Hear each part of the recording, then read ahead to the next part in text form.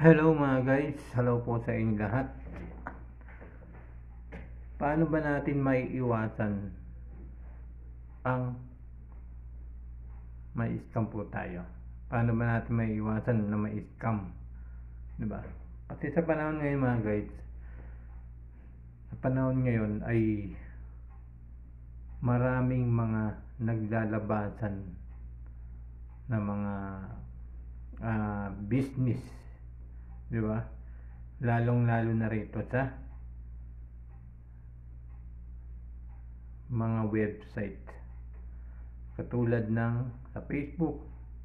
Marami tayong makikita niyan na mga games, di ba?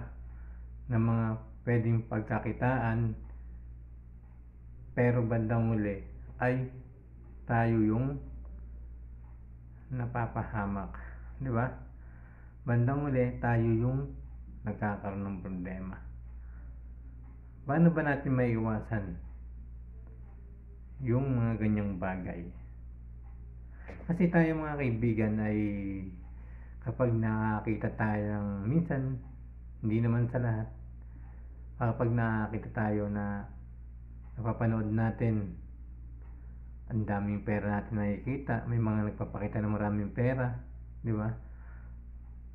Para maakit tayo. Pero bakit ba tayo naaakit?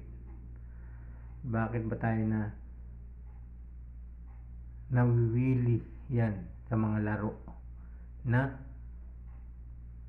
pwede tayong ma-scam? Pwede tayong magkaroon ng problema. Ito yung aking sinasabi mga kaibigan ay hindi po ito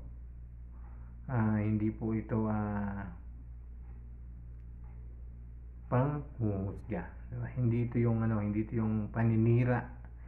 Ito ay pagtuturo ko sa inyo o pagbibigay ng advice kung paano nga maiiwasan yung mga ganong bagay na pwedeng mangyari sa iyo kapag sumali ka sa mga ganong mga gawain. Kasi tayo guys, sabihin ko po sa inyo mga guys, mga kaibigan natin na mga tagapanood, maiiwasan po natin yan sa pamamagitan ng iyong sarili. Kasi makikita natin na iba't ibang reklamo, lalo na dito sa iba't ibang bansa, di ba? Kasi ninanais nilang kumita ng malaking pera, di ba? Ninanais nilang kumita ng mabilisang pera, pero hindi nila ginagamit yung isip, di ba? Kailangan kasi kapag sasali tayo o makikidyan po kayo sa mga nakikipag-usap sa inyo about sa mga business, mga paninda, di ba? Tapos malalaman mo na lang bandang uli, sa una masaya, sa una maganda, tapos malalaman natin sa bandang uli ay tinakasan na pala kayo, di ba? Tinakasan na wala na ang inyong mga pera na binibigay ninyo, kasi hindi po natin nilalagay o ginagamit sa tama. Kaya kailangan natin, bago tayo sumali sa mga ganyan, kailangan ay gamitin natin yung ating isip, gamitin natin yung ating pakiramdam na kung totoo nga na o karapat dapat na sumali sa mga ganyang mga laro o mga games o mga business na bakit nakita natin na may coach na may malaking bahay na, may maraming bahay, may maraming kotse, ay papasok ka na agad, di ba? Kaya maraming naloloko sa mga ganyan. Ito yung aking ginagawa mga kaibigan. Itong video na to ay ginagawa ko po ito para po sa inyong lahat. Binibigyan ko po kayo ng advice kung papaano tayo makakagalaw o haharapin yung mga ganyan na pwede mong pagkaperahan pero pwede kang hindi magkapera, di ba? Napakasimple lang mga kaibigan. Gagamitin mo lang isip, di ba? Pakiramdam kung totoo nga yung ginagawa mo. Kasi kapag hindi mo yung ginamit yung isip natin, hindi mo yung ginamit yung isip mo,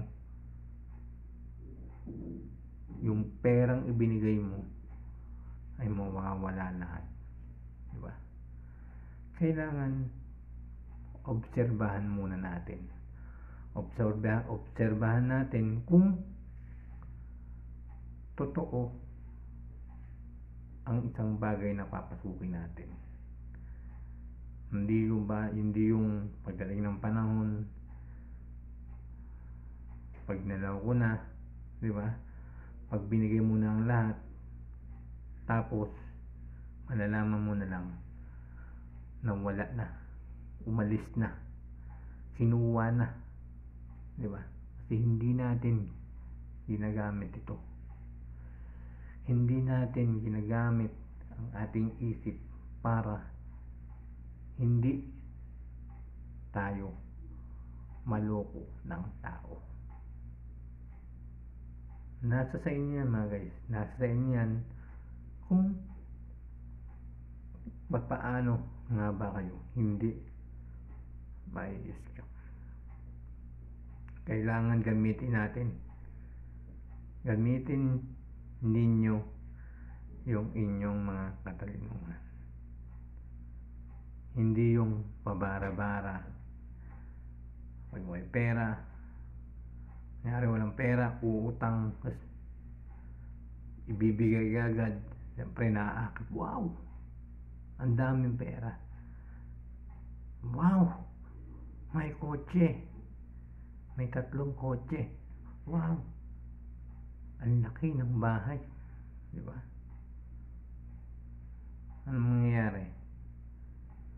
Puro wow sa umpisa. Pagdating sa dulo, lungkot, iiyak ka. Kasi nga naloko ka. Kaya para hindi ka maloko o maiwasan ang mga ganyan, gagamitin natin to. Hindi lang mata ang ating gagamitin. Kasi yung mata, mapanlin lang yan. Yung mata, puro kasalanan yan. Di ba? Pero yung isip natin, yung ating damdamin, yan ang magsisilbing katalinuhan mo. Damdamin, pakiramdaman mo. Isipin mo kung dapat ka bang sumali sa mga ganyan. Maraming salamat po sa inyo lahat. Thank you so much. Sana po ay meron po kayo natutunan dito para hindi po tayo ma-scam o magkaroon ng problema. Para maiwasan. Panoorin mo to guys. Panoorin niyo po ito. I-share niyo po ito sa inyong mga kaibigan. I-share niyo po ito sa inyong mga Facebook. Para malaman nila kung paano makakaiwas sa mga scam, diba? Kung paano makakaiwas sa mga manloloko ng mga tao. Maraming salamat po sa inyo lahat, and thank you so much everyone. Thank you po so much.